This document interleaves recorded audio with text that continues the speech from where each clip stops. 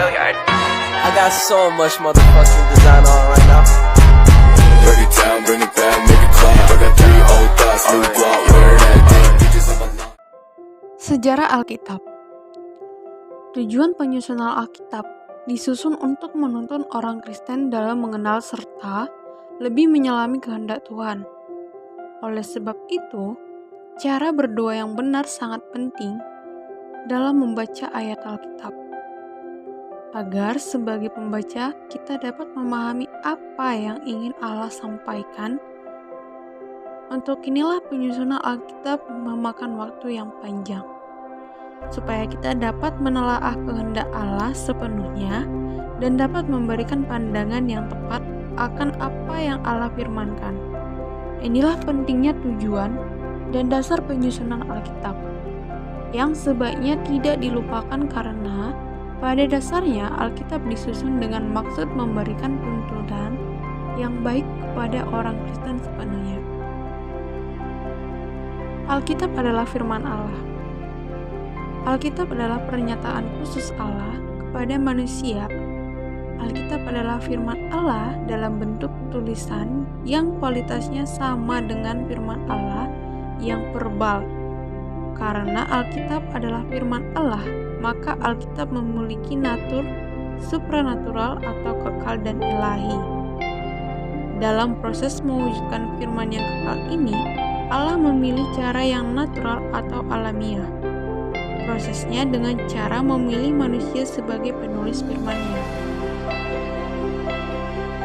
Prosedur ini disebut dengan istilah Allah mengilhami para penulis pilihan-Nya. Alkitab diilhamkan oleh Allah. Alkitab adalah firman Allah karena Alkitab diilhamkan oleh Allah. Pengilhaman merujuk pada aktivitas Roh Kudus yang mendorong, memimpin dan mengontrol para penulis Alkitab selama proses penulisan, sehingga tulisan mereka berotoritas dan tidak mengandung kesalahan. Ayat Alkitab yang menunjukkan pada kita bagaimana kita bisa memahami konsep pengilhaman terdapat dalam 2 Timotius 3 ayat ke-16.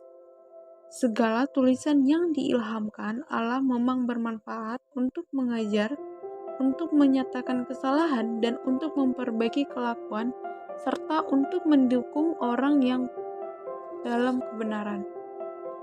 Di dalam ayat ini ada kata diilhamkan. Kata diilhamkan dalam banyak terjemahan bahasa Inggris diterjemahkan dengan kata dinafaskan Allah.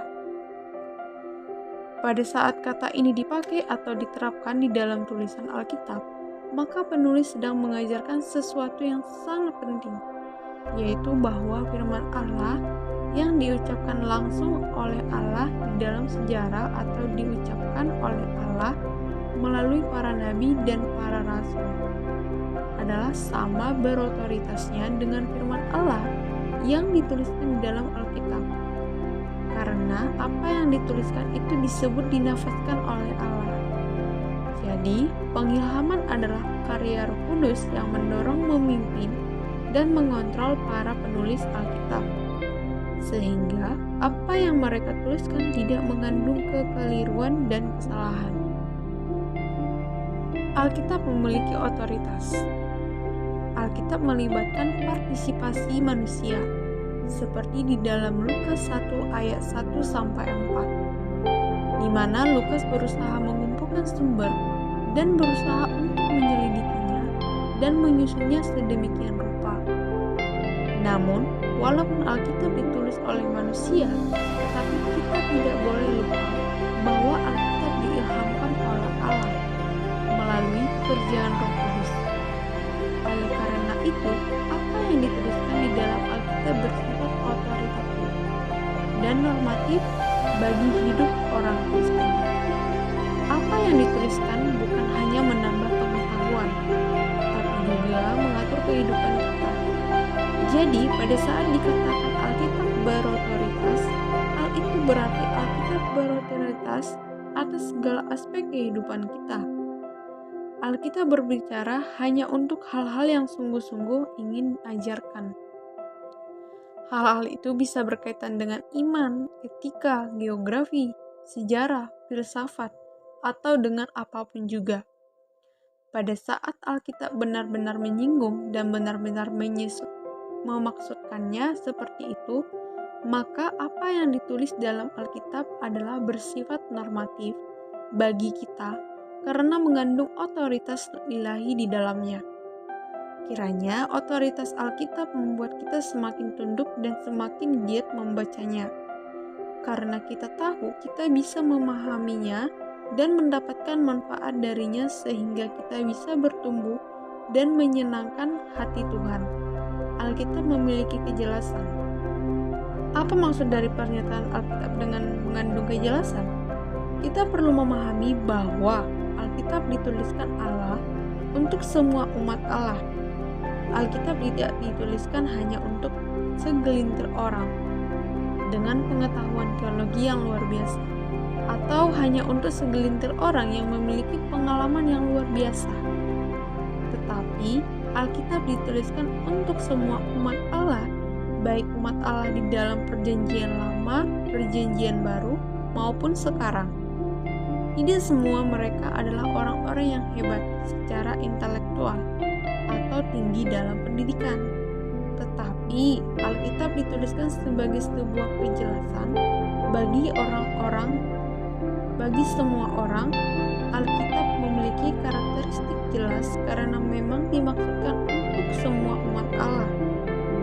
Alkitab bisa menjadi bahan perenungan dan bahan studi yang sangat mendalam, sampai orang-orang yang paling pintar sekalipun tidak bisa memahaminya. Tetapi Alkitab sekaligus juga bisa menjadi bahan bacaan yang begitu sederhana, sehingga orang-orang biasa pun bisa membacanya. Dan manfaat dari Alkitab. Martin Luther pernah mengatakan bahwa khotbah yang baik adalah khotbah yang dapat dipahami oleh orang-orang yang berpikir intelek maupun orang-orang yang sederhana cara berpikirnya. Pernyataan Alkitab ditulis ribuan tahun. Rentang waktu penulisan kitab-kitab yang kita kenal dalam Alkitab saat ini memakan waktu sekitar 1500 tahun dan 1400 sebelum Masehi sampai tahun 100 Masehi. Bahkan proses pembentukannya menjadi Alkitab seperti yang kita kenal saat ini membutuhkan waktu sekitar 1800 tahun. Jika bukan karena kuasa Allah yang bekerja, maka mustahil terjadi pembentukan Alkitab yang membutuhkan waktu hampir 2000 tahun lamanya. Dan luar biasanya lagi, meski proses penulisan, kitab-kitab itu terbentang dalam ribuan tahun. Namun, jika kita membaca secara teliti keseluruhan Alkitab, maka terlihat sangat jelas tentang kisah kasih Allah kepada manusia yang saling bertautan dari satu kitab ke kitab lainnya. Perlu ribuan tahun untuk menghasilkan Alkitab yang ditulis dengan latar belakang yang berbeda-beda. Apakah isinya bertentangan satu dengan yang lain? Dan tentang siapa Alkitab menceritakan isinya? Perjanjian Lama dengan bahasa Ibrani, kisah-kisah tentang Allah dan hubungannya dengan manusia dikisahkan turun-menurun secara lisan. Setelah manusia mengenal tulisan sekitar tahun 18.000 sebelum Masehi, maka kisah-kisah lisan tadi mulai dituangkan dalam tulisan. Tulisan paling tua dalam kitab mungkin berasal dari tahun 14.000 sebelum Masehi sampai 13.000 sebelum Masehi. Pada zaman Musa, meski ada beberapa pendapat yang mengatakan bahwa kitab Kejadian ditulis ulang sejauh setelah Musa meninggal, sebab kitab yang paling muda dalam Alkitab Ibrani Lama ditulis sekitar abad ke-2 sebelum Masehi, seperti kitab Daniel. Pada saat ini kita dapat perhatikan bahwa rentang waktu penulisan keseluruhan Perjanjian Lama membutuhkan waktu tidak kurang dari 1000 tahun yang ditulis menggunakan bahasa Ibrani. Semua kitab dalam Perjanjian Lama ditulis sebelum kelahiran Yesus, yang mana 97% isinya ditulis dalam bahasa Ibrani dan sisanya dalam bahasa Aram. seperti beberapa bagian dalam kitab Daniel dan kitab Esra. Septuaginta. Awalnya, kitab-kitab Perjanjian Lama ditulis dalam bahasa Ibrani atas permintaan Raja Ptolemeus dari Alexandria, Mesir. Karena perkembangan komunitas Yahudi di luar Palestina, maka pada abad ke-3 sebelum Masehi, para sarjana Yahudi di kota Alexandria menerjemahkan Alkitab ke dalam bahasa Yunani yang memang pada saat itu merupakan bahasa yang dipakai. Perjanjian Baru dengan bahasa Yunani. Perjanjian Baru terdiri dari 27 kitab. Pada saat ini, Yesus dan para murid adalah orang Yahudi yang menggunakan bahasa Aram dan memakai Alkitab Ibrani Rasul. Dan orang-orang Kristen mula-mula menggunakan bahasa Yunani pada abad ke-27. Kitab yang sekarang dalam Perjanjian Baru ditulis dalam bahasa Yunani yang merupakan bahasa resmi Kekaisaran Romawi saat itu. Kitab pertama Tesalonika, kitab paling tua dalam Perjanjian Baru yang diperkirakan ditulis pada tahun 50 Masehi oleh Rasul Paulus. Sementara kitab-kitab Injil Matius, Markus, Lukas, dan Yohanes ditulis antara tahun 60 Masehi sampai dengan tahun 1000 Masehi. Bahasa Araram di zaman Yesus. Pada zaman orang-orang Yahudi di Palestina, umumnya berbicara dengan bahasa Aram, sedangkan bahasa Ibrani hanya digunakan oleh kalangan khusus dan untuk kepentingan ibadat. Sedangkan bahasa Yunani merupakan bahasa yang umum digunakan di wilayah Mediterania.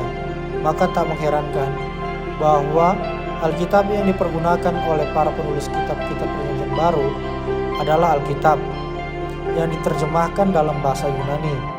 Semua kitab-kitab Perjanjian Baru ditulis sejak awal dalam bahasa Yunani. Karena itu, konon kitab suci Septuaginta yang dipakai gereja Katolik sebagai konon Perjanjian Lama. Kanon Alkitab. Alkitab yang kita kenal saat ini pada awalnya merupakan tulisan-tulisan yang terpisah-pisah berdasarkan rentang waktu dan zaman penulisannya. Alkitab bertumbuh sebagai bagian dari proses seleksi yang disebut kanonisasi, berasal dari kata kanon. Katakan non secara harafiah memiliki arti gelaga atau bulu dalam dunia kuno. Gelaga digunakan sebagai tongkat pengukur dari kayu untuk membuat garis yang lurus. Kanon Alkitab maksudnya adalah peraturan standar ukuran yang dipakai untuk menentukan kitab-kitab yang diakui diilhamkan oleh Allah sendiri. Pada tahun 367, Uskup Athanasius dari Alexandria memberikan arti teologis pada istilah kanon. Kata ini dipakai untuk menunjukkan kepada Alkitab. Oleh karena itu, kanon didefinisikan sebagai daftar naskah kitab-kitab dalam Alkitab berjumlah 66 kitab yang telah memenuhi standar atau peraturan-peraturan tertentu yang diterima oleh gereja Tuhan sebagai kitab-kitab kanonik yang diakui telah diinspirasikan oleh Allah serta memiliki otoritas penuh dan mutlak terhadap iman. Tulisan dalam kanonisasi Alkitab akan dibagi menjadi dua bagian, yakni kanonisasi Tanakh atau Alkitab Perjanjian Lama dan kanonisasi Perjanjian Baru. Kanon Alkitab Perjanjian Lama. Perdebatan mengenai kanon Perjanjian Lama sangat sedikit dibandingkan dengan Perjanjian Baru. Orang percaya yang berbahasa Ibrani mengenai utusan-utusan Allah dan menerima tulisan-tulisan mereka sebagai diilhamkan oleh Tuhan. Ada beberapa hal yang bisa dijadikan rujukan dan landasan kanonon Perjanjian Lama, yaitu kanon dikaitkan dengan nubuat, kanon dikaitkan dengan perjanjian atau komponen kanon Perjanjian Lama dipastikan melewati rujukan-rujukan Perjanjian Baru terhadapnya. Kitab dalam kanon Perjanjian Lama harus ditulis dalam bahasa Ibrani, pengecualian untuk kitab dalam Aramaik seperti Daniel 2-7 dan beberapa bagian dalam kitab Esra 8 ayat 8, Esra 6 ayat 7-12-26. Kemudian di tulisan itu harus dipisahkan dengan penggunaan di kalangan komunitas Yahudi. Contoh kitab Ester dengan hari raya Purim yang membukannya memasukkan ke dalam kanon. Di samping itu, di tulisan itu harus mengandung salah satu tema besar dalam Yudaisme seperti pemilihan atau perjanjian harus ditulis sebelum zaman Nabi Isra karena dipercaya bahwa wahyu Tuhan sudah berpihak sejak saat itu. Kanon Alkitab Perjanjian Baru. Komunikasi Perjanjian Baru dimulai oleh bapak-bapak gereja mula-mula Kelamin dari Roma mencatat paling sedikit 8 kitab Perjanjian Baru tahun 95. Ignatius dalam Antioksidan mengenai sekitar 7 kitab atau tahun 119. Polycarpus, murid Rasul Yohanes, mengakui 15 kitab tahun 108. Kemudian Hari Irene Haus mencantumkan 21 Alkitab tahun 185. Hippolytus mengakui 22 kitab tahun 170 sampai 235. Tahun 367, Uskup Alexandria Athanasius menyusun daftar Alkitab Perjanjian Baru dengan jumlah 27 kitab yang dikenal sebagai kitab-kitab Perjanjian Baru. Dalam Alkitab, Konsilis Laodikea menjelaskan bahwa hanya Perjanjian Lama atau bersama dengan Apokrypha dengan 27 kitab-kitab Perjanjian Baru yang dibaca di gereja-gereja. Konsil Hippo tahun 363 dan Konsil Kate tahun 397 juga meneguhkan ke-27 kitab yang sama sebagai kitab-kitab yang memiliki otoritas. Ada 3 prinsip yang dimiliki konsil-konsil ini dalam menentukan apakah suatu kitab Perjanjian Baru itu betul-betul dihilangkan oleh Roh Kudus. Pertama, apakah penulisnya adalah seorang rasul atau memiliki hubungan dekat dengan seorang rasul kedua?